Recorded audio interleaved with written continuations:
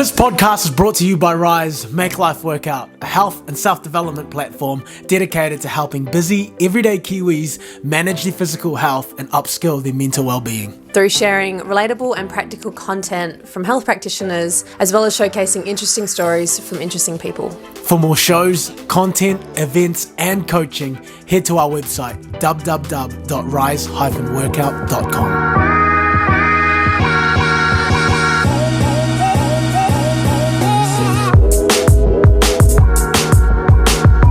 How's it going, everybody? Welcome back to the High Frequency Club podcast. My name is Marwin Solario. And I'm Sinead Behrman. We're here talking all things self-development, growth, and mindset. The dark side of life coaching. Have you ever felt unsure or skeptical or felt the fishiness around the vagueness of life coaching? Have you ever wondered what warrants someone to even be a life coach? Ex-life coach Anna Squelch shines a light on the corrupt, unethical, and systemic issues with the coaching industry. Yeah, Anna shares with us some of the green flags we should be looking out for if we want to work with a coach, and some of the deceitful tactics some coaches will use to try and entice you to buy their high-ticket packages. Whether you're a coach yourself or you're looking to hire a coach, this is an episode for you to help you make a positive contribution to yourself or other people's lives. Be sure to let us know your thoughts once you've had a listen, and make sure you're following along at the High Frequency Club on all your favorite audio platforms, as well as YouTube and Instagram. Enjoy the show. So, Anna, we've been super excited to have you on because you come from an interesting perspective of life coaching that we've never heard before. So, the dark side of coaching, I like to call it. We usually like to pick up from the very start, but first I think it's important to address what your experience and opinion is on life coaching, and then work our way backwards from there. So why don't you start there? Yeah, well, thanks for having me on. It's exciting to be here. It's been a long time in the making. We put it off from October, I think, when I found out I was pregnant and was not feeling up to it. But it's come at the perfect time. So I was in the coaching industry for 6 years, from I think 2017, I think it was. I trained as a health coach, and then sort of realised that I wanted to do more around mindset and behavioural change. So did more life coaching and promoted myself as a life coach. So yeah, just left my corporate gig, went out on my own, started seeing clients straight away. I started off my business travelling, so I went straight to Bali for a couple of months, ran a couple of yoga retreats. I didn't have a clear picture of what I wanted it to look like, so I just did bits of everything, and that's very my nature of just sort of dipping my toe in everywhere. Predominantly working with women, and yeah, just coaching around mindset and empowerment, a lot of boundaries stuff, very little to do with actual health, but it was more just sort of, everything in life, where are things not working out for people and where does change need to happen, and loved it. I loved the process of building a business from the ground up, creating content, building a website. I got to go and talk at schools. I went back to my old school, Diocesan, and I taught the girls there some workshops and ran retreats. And yeah, I did lots and lots and lots of everything. And it wasn't until about probably post-pandemic, so a couple of years ago, where the cracks started to appear, and I started to think, why does this feel so, why is there this kind of friction of what I'm seeing out there in the industry and what actually feels good and what feels like what I want to be doing, and yeah, I guess I sort of squashed that for a long time and thought, oh, it must be a me thing. Why am I questioning it? There's all these professionals out there who are like killing it, and they're having 6-figure months and they're making all this money, and to me that didn't feel good. I didn't want to be about making money. I just wanted it to be something that was successful and ultimately fun. And so I started following these accounts on Instagram that were starting to question the industry, and it was just this penny drop of, I'm not the only one that feels like this. I'm not the only one that feels like the industry is, I don't want to say corrupt because that's such a heavy word, but there was a lot of corruption. There was a lot of deception, lack of integrity, major red flags, which I'm sure we'll get into. And I just started to question and really look at the role that I'd played in that, and how I had unknowingly used some of these sort of tactics, and it just started to feel really heavy, and it started to feel like something I didn't want to be involved in anymore. So I stepped away from my coaching business, shut everything down in January 2023, so a year ago, just over a year ago, and went back to corporate. And before that happened, or in the process of kind of unraveling, I started putting out content more around bringing awareness to the industry, helping consumers make really conscious choices around coaching and therapy and support and all of those areas. And that content got a lot of traction, and I had a lot of people, because I guess coaching in New Zealand is still quite a new industry, and it's still quite a honest industry, I like to think, and there's people in it for the right reasons. But I had a lot of people coming to me just saying, oh my God, like, this is what I've been feeling. I knew that something was off. I knew that, these big names in the coaching industry in America and Australia, I knew that there was something not right. And so it was this real sort of collective awareness of like, oh, it wasn't us. It's not an us problem why it wasn't working, or why it felt funny. It's the industry and the system. So, yeah, that's where you and I kind of crossed paths, and you saw some of my content, and I guess it's piqued your interest. Yeah, the coaching industry is a trippy thing, because there is always this underlying feeling that something is fishy, but you never know what it is. Like, I've never been able to articulate it until I saw your page. And I was like, that's how I've been feeling. I've just never packaged it in that type of paragraph, Yeah.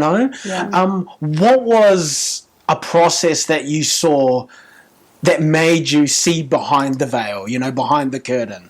What did you see? I think it was these other creators. So Ava from Why Don't You Say Something, Ash Rising, these different accounts that was starting to, the Coaching Transparency Project, I think, is one of them, just really starting to lift the lid on the tactics. So we can get into tactics, because I think that's really important for people to be aware of what's happening out there. Ultimately, self-help is a industry that thrives on making the person feel responsible for whatever is happening in their life, right? And so if you're not getting the changes that you want, if you're not having the life, living your best life that you want, if you're not in the relationship, earning the money, like having the health, all of the things that you want, the self-help industry almost puts it back on you, like it's a you problem. You're not trying hard enough, you don't believe in yourself enough, it's a limiting belief, it's a shadow, it's whatever. And I started to realize through looking at the content from actual therapists and psychotherapists and psychologists and trauma therapists and people who had real deep knowledge and expertise in this area, that that's such a form of bypassing that creates even more trauma, of saying that it's the person, it's your responsibility that you're not getting the results that you want. But that's what the coaching industry really exists on, making people feel like it's their fault. So, yeah, it was this real unraveling of just looking at this content and realizing, like, I haven't been the problem. It's not that I haven't been trying hard enough, or it's not that my clients haven't been trying hard enough. It's a systemic problem in the industry and in the mentality around self-help, which is this very individualistic approach rather than a sort of collective approach, looking at community, looking at how we sort of collectively heal. Ooh, I don't know if that answered your question. That was a bit of a tangent. So what I'm hearing is that the root problem is that it's very individual based. Yeah. When really it should be, what do you mean by community? So we heal in community and with family and with people around us and as a collective, not in this sort of, it's me against the world. I'm up against the problem. It's how can we heal collectively and do this together, and how can I call upon different people? They don't all need to be coaches. They don't all need to be, healers or helpers. But yeah, there's almost this real sort of narcissism in the industry of, I've got the answer. I've got the one thing that's going to help you. It's my way or nothing.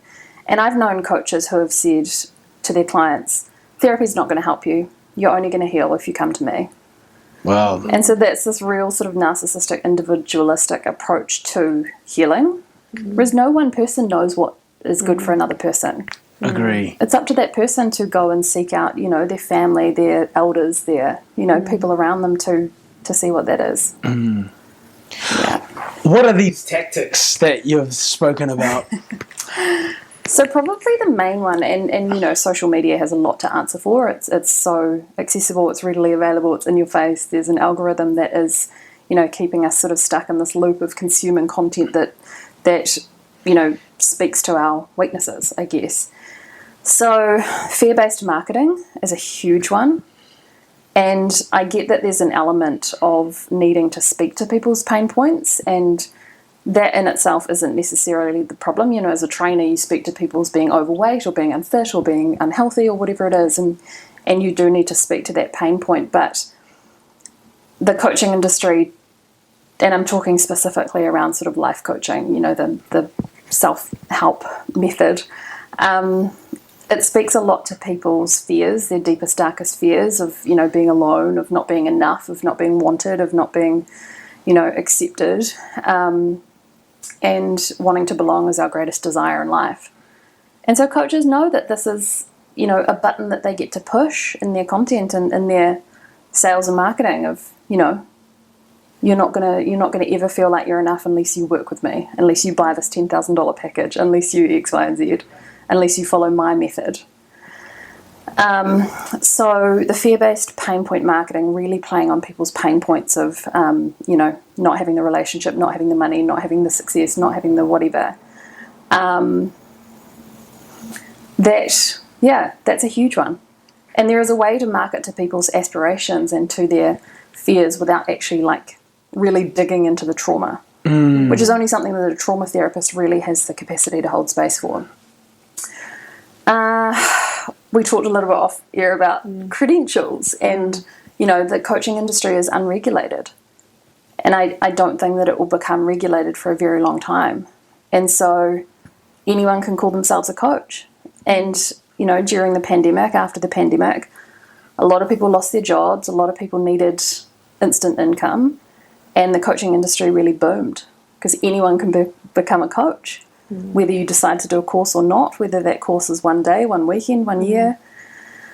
And so you saw a lot of people capitalizing on that and joining the industry with no real credentials and no real expertise other than their own personal lived experience, which in my opinion isn't enough. And so, a major red flag is working with a coach who claims that they are a trauma healer when they haven't actually done any form of trauma counselling or any, qualifications in that area. Coaches who creep outside of their scope. So we see a lot of that where there's this kind of overlap between coaching and therapy. A coach is not a therapist. A coach will never be a therapist unless they go to school and they get the supervision and they do the therapy degree. But, we see a lot of coaches cosplaying as therapists. They might say that they're a health coach and then they're working on family trauma. And that's completely out of integrity and completely unregulated, and no one can pull them up on that. So those are probably the two major red flags. Third one, and I'll probably leave it at the third one because we could spend all day talking about red flags, but is any coach who is just pushing their offer down your throat and not wanting to take no for an answer and using scarcity tactics like the price is going to double tomorrow, or this expires within 48 hours, or yes, we see that everywhere in the sales and marketing industry, in Briscoe's sales and consumer goods, but in the coaching industry where it's working with people's lives and livelihood, it's incredibly out of integrity and incredibly disingenuous and unsafe, where you're forcing someone who is vulnerable to make a really quick decision and part with a lot of money, or sign up with a coach that they don't even know, they've only seen online and they hadn't really interacted with. And again, there's usually fear-based tactics woven into that of, you're not going to get the results you want unless you sign up today, pay now, give me that money.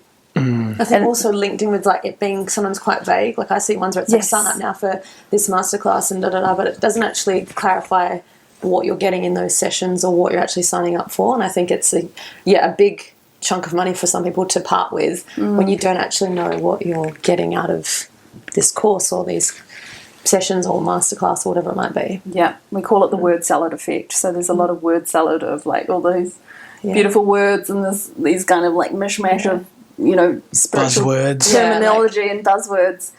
And it's like, what am I actually getting? You're going to be empowered. You're going to be your best you once you've done this. You're going to be, you know, you're just like, but how? What am I actually doing in those sessions? Like, And then there's often a no refund policy. And so you sign up, you part with this cash, and you don't get a refund if you don't actually get what you were promised. Yeah. What is the opposite of fear-based marketing? Aspiration-based marketing. So speaking to people's aspirations. So, you know, what do you want in your life? What is something that is really calling to you? What would life look like, you know, if things were exactly the way that you wanted them to be? And not speaking to, you know, the whole best life and like life being perfect and this whole sort of, you know, this life of privilege, which coaches will often speak to, rather than speaking to, you know, the general population. But just speaking really to people's what is it that you want. And I think often coaches will paint a picture, and again, not talking about all coaches, but some will paint a picture of like, in order to be happy, this is what life should look like. It should be, you know, earning $1 million a year. It should be driving the nice car. It should be having all of the holidays. And they're telling the client what should make them happy. They're trying to define what success is based on their own opinion of it. Based on what they've been working towards and what the coaching industry has told them that they should want. But, you know, the best coach is someone who sits in front of someone and says, what is it that you want? What can I help you with? Okay, what's in the way of that? It's not actually feeding that person what their life should look like based on their own set of projections. Yeah, it should be a collaborative process, right? Where most of the content is created by you, the person who is seeking the coaching. Yeah. And then the coach is just holding a safe space for that, asking the right questions. What else? Any more other tactics? What else? God, I need to look back at my content. But yeah, the fear-based marketing, the extortionate pricing. So we've just seen this extortionate pricing. And my question is always why? Like, why does it need to be that much? Why do you need to charge that much? And why does someone think that they need to earn that much? When you look at other parts of the world and what people are sort of existing on right now, it entirely reeks of privilege. What is an extortionate price? In the tens of thousands of dollars for, I mean, it depends on, you know, the package and the duration, of course. But that in itself, I almost think locking someone into a package versus allowing them to have one session and try it out, and then maybe 3 sessions and 5 sessions and whatever, locking someone into 6 months or nothing, that's a huge commitment. That's a huge commitment. Especially if I don't know you. And that's obviously what they're doing in order to say, like, oh, like I had a $150,000 a month, you can have this too, because they've just locked in, you know, 10 people at $10,000 for however long. It's, to me it feels a bit unethical. Yeah. And for me as a coach, like, I never wanted to be stuck with someone for that long either. Like, I didn't know how it was going to go with that person. And so from both sides. Well, that's it. Everyone's different in that they're going to have different experiences, and there's certain things that they might grasp that concept very quickly. Others will take longer. So it's, I think it's hard to put this will take 6 months for you to get from A to B. Yeah, and now in hindsight, I remember when we got duped because we were at a place where we wanted to grow. I wanted to grow as my personal training business, and Sinead wanted to kick off a health coaching. And we got onto this call, and I won't name the name because people will know who it is. You can say it off here. They used that selling tactic. If you don't transfer the money now, then it's going to double. This is the last time, the only time. Because it's the two of you, we're doing you a deal. This would usually be the cost X amount, which you were like, shit. And they're like, we're giving it to you today for this much because it's the two of you signing up. And, like you have to secure it today. You have to put a down payment today, otherwise we can't secure it. And and I remember him saying, you know, after hearing your guys' story, you know, because X does not work with many people. You two are perfect, and we know that he can help you. But it's going to be this price. And then I remember being like, oh, everything's in such a rush, but I also don't want to lose out on this opportunity. Yeah. You know? And then we did it, and we didn't actually finish it because it wasn't as valuable as it made it out to be. Yeah. And also the main person behind the course wasn't even doing it. We thought it was the course with this person, and it was a recorded online course. Duped. He wasn't, or he or she wasn't in the course. And then, so after the first couple of days, we were like, nah, this is like, a lot of the content covered, we're like, we've heard this before, we've read this before, we've already researched this before, so we're a bit like, hey, we're not getting the value we thought. And they were like, oh, no, finish the course. And then when we asked for a refund at the end, the refund is only possible if you go to the live course, not the online.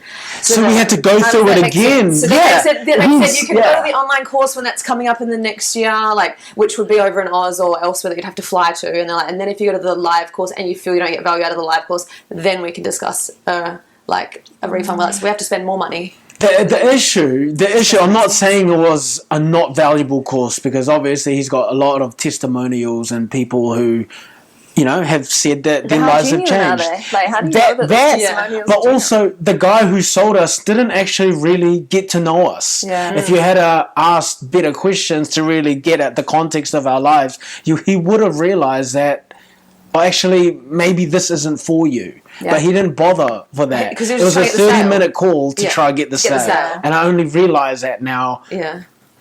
On the other side, it wasn't genuinely working out, like, are we the right fit for the course? It was like he was just wanting to say what he needed to be like, yep, this is right for you guys. Trying to make his numbers. Yeah, hit his numbers to get his bonus for the week. So there's going to be some people listening right now who are like, oh, I was really on the line of looking for help. I really need help with my health or whatever on my life. This is maybe scaring me a little bit. Yeah. What do you think they should be looking for? How can we create more trust into the coaching industry? I think personal recommendations speak volumes. And so if you don't know someone personally who has done that course or worked with that coach or whatever it is, ask the coach for that. So when you signed up for that course, you could have said, can you connect me with someone online or on the phone or email or whatever that I can have a chat to and talk about their experience. So don't be afraid to ask for personal recommendations. Don't just rely on what you can find online, because they can be made up on Canva, you know. And I do see that a lot with coaches, is that they will have their friends who have written the testimonials, and it's other coaches because it's that kind of industry.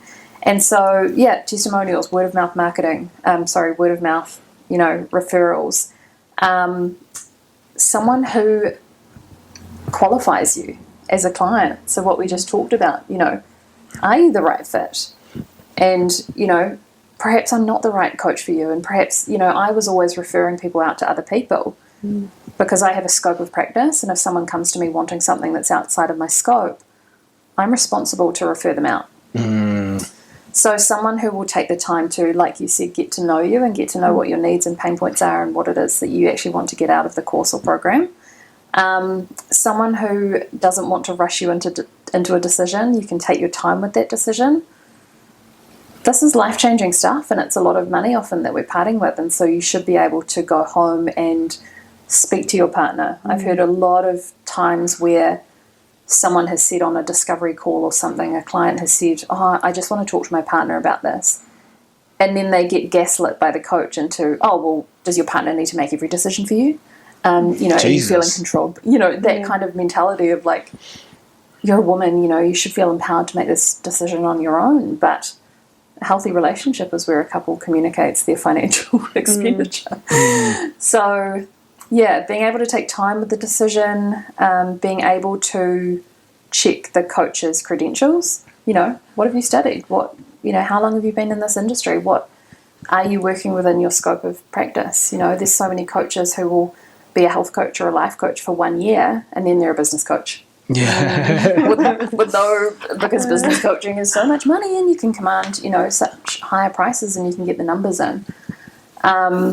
So, you know, is this person working within their actual remit of expertise? Do they have a website? it's become a lot more common practice for coaches to not have a website and just to rely on Instagram. And where there's no website, there's no sort of privacy notice, there's no terms and conditions often, there's no contract, there's no refund policy that's clearly laid out.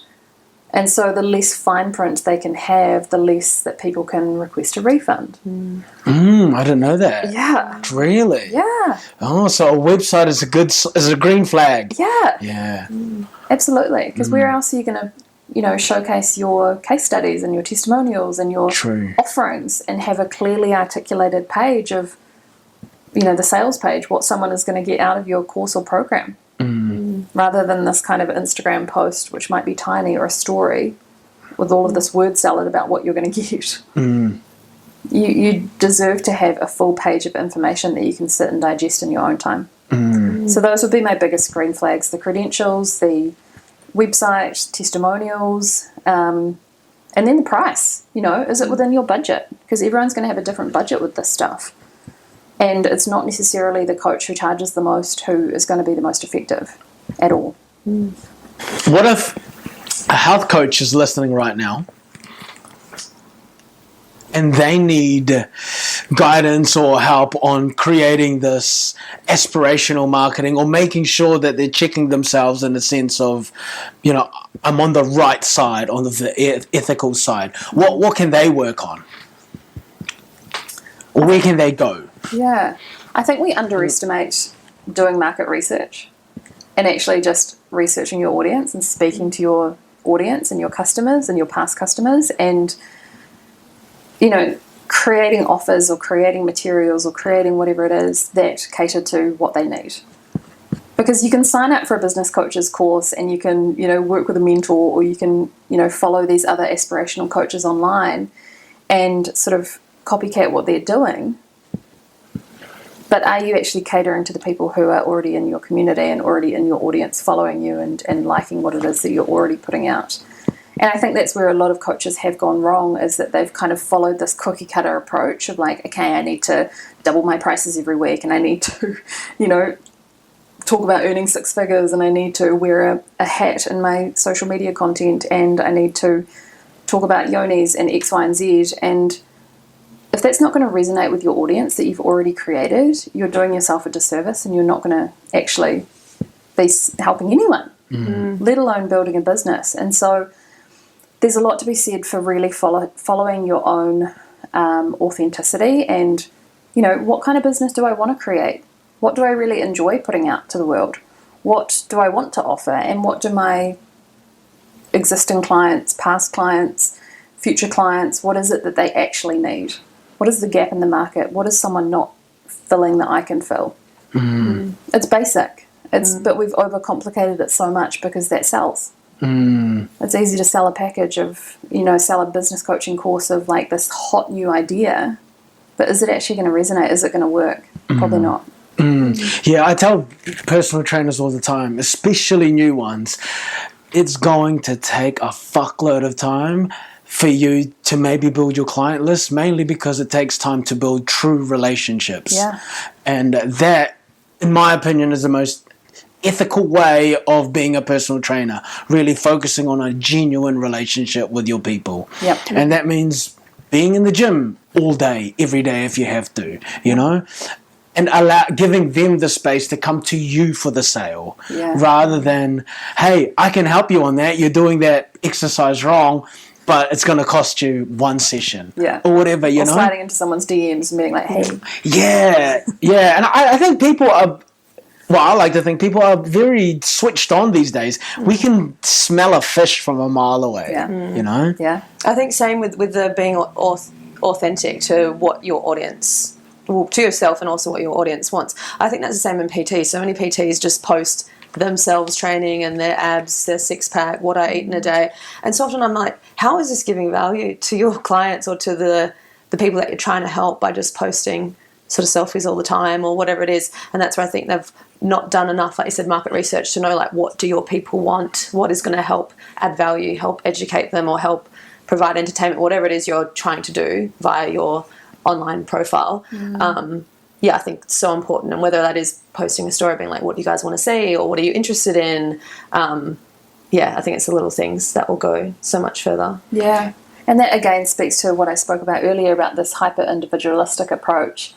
There's so many coaches and PTs and, you know, online creators who, you know, what do I want to put out today? What do I want to share today? What do I want to get off my chest today? What do I think is going to, you know, boost followers or get whatever?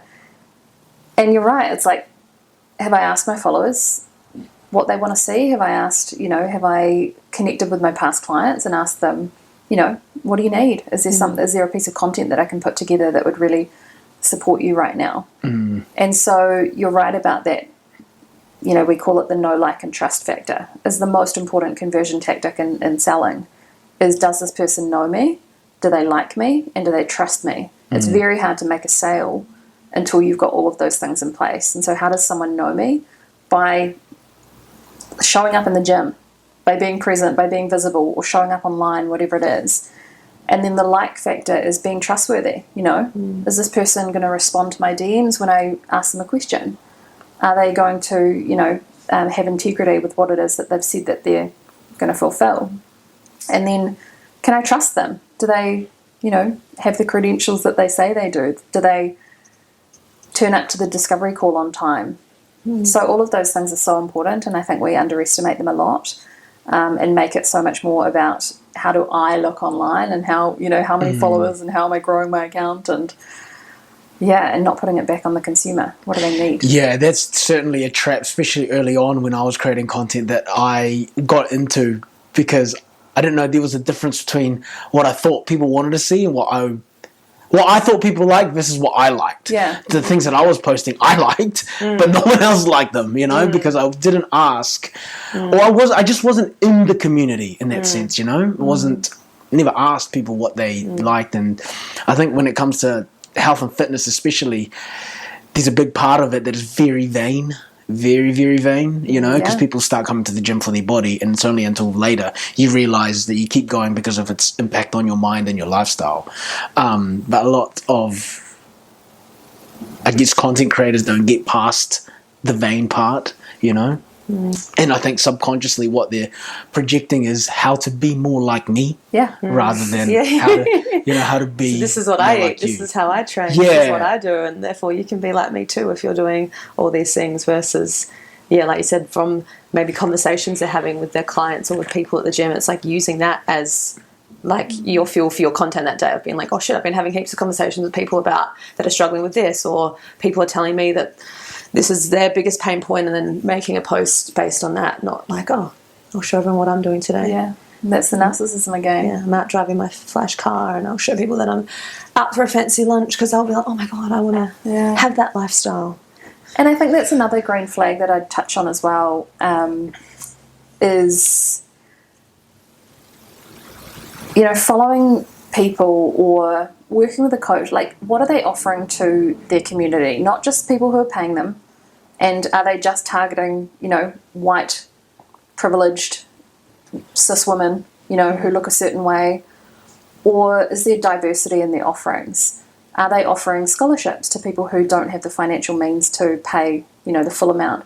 Is there sliding scale? So can you sort of pay based on, you know, choose your own form of, choose your own level of payment tier based on your own circumstances? And that's something I started offering in my business when I started to learn about this more, is scholarships, full scholarships to people who don't have the means, or half scholarships, or whatever it was. And I was constantly checking my offerings and my content, and to make sure that it wasn't just aimed at one specific type of person who looked like me, who grew up like me, who was me, you know, and really making sure that our offerings and our content and everything is more accessible and is more inclusive and is more diverse. And I think the wellness industry is incredibly narrow, or has been incredibly narrow when it comes to that. And, you know, wellness is something that only one specific type of person can really afford, and it shouldn't be that way. Because often the people that need the wellness or the coaching or whatever it is are the people who can't afford it or don't have close accessibility to it. And so we have a responsibility as coaches and, you know, support people to be making sure that those people have equal access to what it is that we're offering. So that's just another thing to consider. If you're a coach listening to this, or if you're a consumer looking for support, is how diverse are the offerings that person is putting out. Yeah. How important would you say finding your niche as a coach is? That's a great question, and I've definitely oscillated between my view on this for a long time. I think it's important to have a niche, because if you speak to everyone, you speak to no one. Mm-hmm. But within that niche, there needs to be, like I said, there needs to be that sort of awareness of the diversity and the inclusion. So, you may be putting out an offer that's aimed at a specific type of person. You might have created an avatar around who that, ideal client is. It doesn't mean that other people aren't going to buy it and other people aren't going to be interested in it. But niching, so long as you're not keeping it too narrow, niching is really going to help with your marketing efforts and with your targeting efforts if you're doing sort of paid ads. So I think it's important. I think it depends, everything depends. And I also think it's something that you get to sort of trial. There'll be trial and error with it. I wanted to ask a bit of a flip the trajectory of the conversation. With getting back into corporate now, how has that been for you in regards to going from obviously full-time coaching and now into, because you're still doing a bit of coaching on the side, is that right? Not at the moment. No, just corporate. So how's that been? It's been good. It's definitely been a transition, because working for myself, I'd wake up every day and like, what do I feel like doing today? What hours? I chose my own hours. I travelled while I worked, and I had a lot more freedom, which really catered to me. But in the same vein, going back to corporate has been so grounding, and not just from a financial security perspective, but being part of conversations that weren't just so sort of airy about and superficial about like healing and growth and development, and like that all just got so much, where those were the only conversations I was having and seeing and surrounding myself with. And so it's been nice just to be back in that kind of like normalcy, having normal people conversations where it's not all growth focused and centered on ourselves. The financial stability's been great. Obviously, becoming a mum, that was kind of my main driver. But I do miss the creativity. Like, I miss tinkering around with my website, creating offers. I miss, connecting with people online and having that real sense of, like, helping someone, like, knowing that I'm really supporting them. I miss all of that, but I think there may be a future for me where I coach again. Maybe when I'm on maternity leave before going back to corporate, I'm not sure. But yeah, I still think that there's a lot of value to be had in the coaching industry. And I'm certainly not poo-pooing that for everyone. I'm just hoping to bring awareness to, both for clients and for coaches of how we can, make the industry more ethical, safer, more of a wholesome place, and get it back to what it was actually designed to be. You sound hesitant, quite turned off. I've still got the ick. I've absolutely still got the ick. Feel it. I can't even follow coaches online now. I see it a mile away. I see what they're doing. Even some that were wholesome have gone to the dark side, and I'm like, no. But everyone will have their own awareness in their own time. It took me a while to wake up to what was going on, so it's not my job to... When I first started my health coaching, I just followed, I just typed health coaching and I just followed all of them, because I was like, just for inspiration and see what other people are posting. And I very quickly unfollowed majority, because I was like, whoa, no, this is not what I'm thinking of where I'm going with my health coaching. And I was like, no, unfollow, because didn't agree with what I was planning on doing. So I was like, nah, that's going to be more of a distraction than what I want to be focusing on. And it becomes an echo chamber. Yeah. If those are the only voices that you're listening to.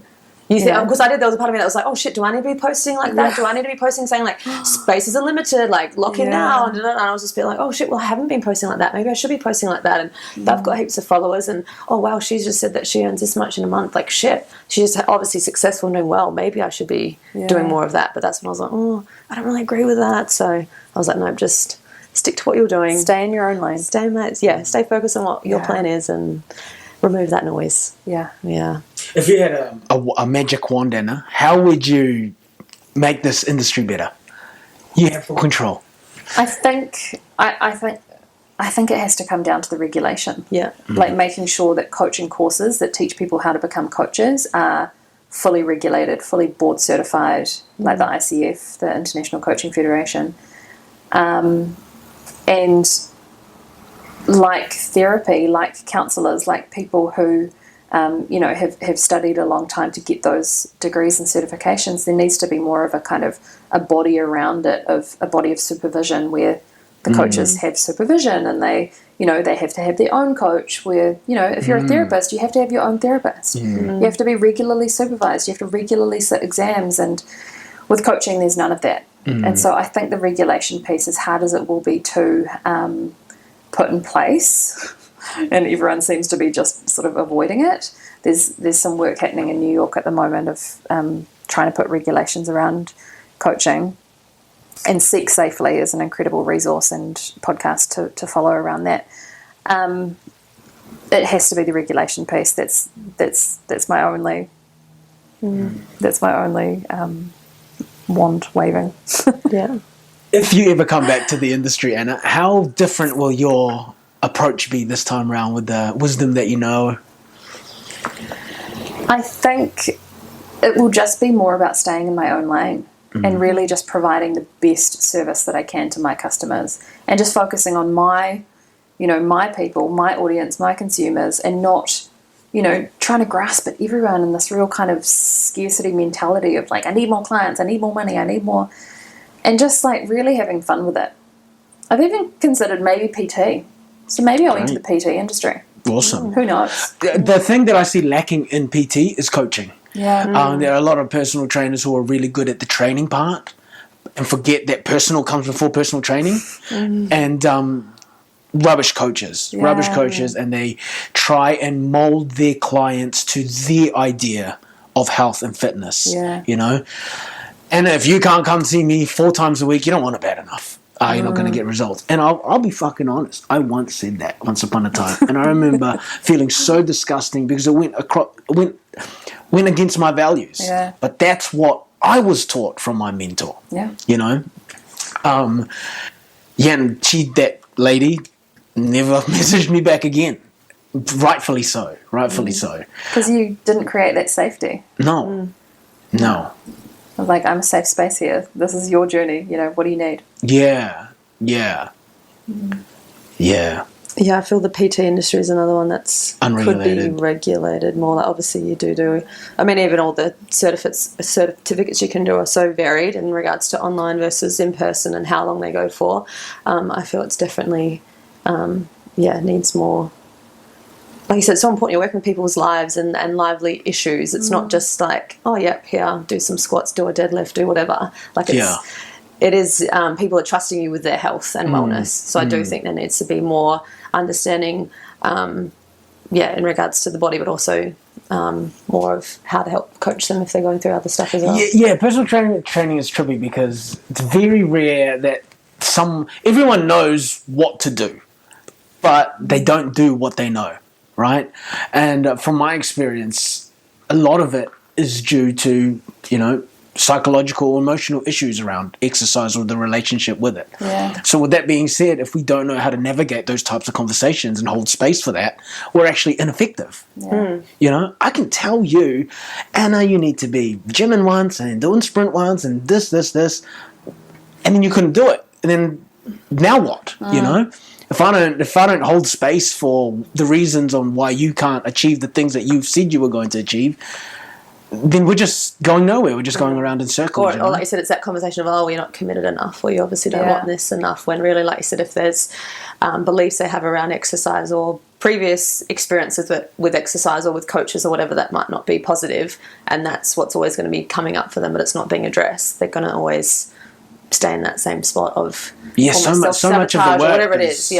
So much of the work is psychological and emotional. So much of it. Yeah. Writing a program is genuinely the easiest part.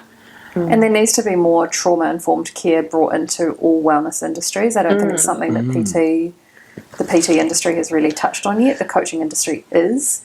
But you don't know that the client that you're about to work with hasn't had sexual trauma or, physical abuse, or they're, they've come from domestic violence, and you start touching their body, or you start, adjusting them, or you start, saying, why can't, and you don't know what sort of trauma you're touching on. And, in some regards, it's not your responsibility to know, but the more that practitioners can have an awareness around trauma, by looking at Gabor Mate's work and, all of these people in the trauma space, What Happened to You, a fantastic book,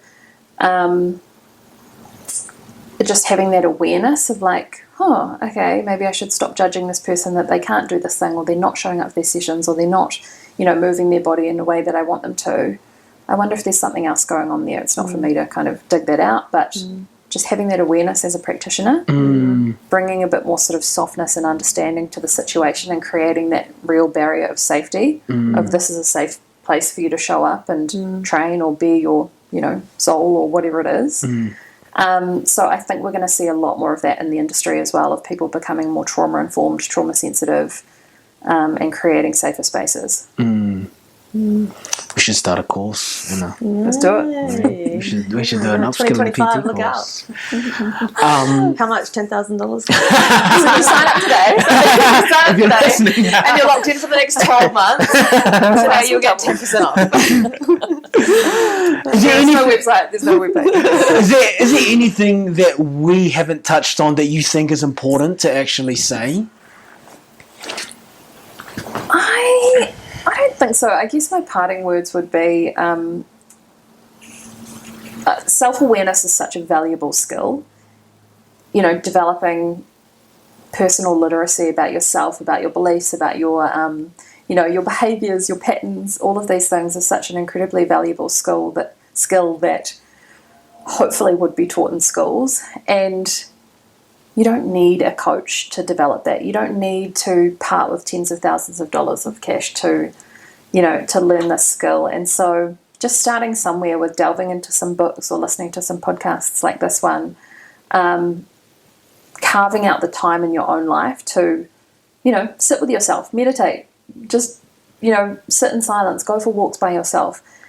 I think it's incredibly undervalued and underestimated. We live in such a world where we're so distracted. There's so many distractions, social media, buying things, paying for things, going out partying, festivals, drinking, eating, all of these distractions. And the pandemic really made us just kind of sit with ourselves and turn off all of the travel and turn off all of the festivals and going out to bars and everything. And that's why I think a lot of people sort of spontaneously combusted.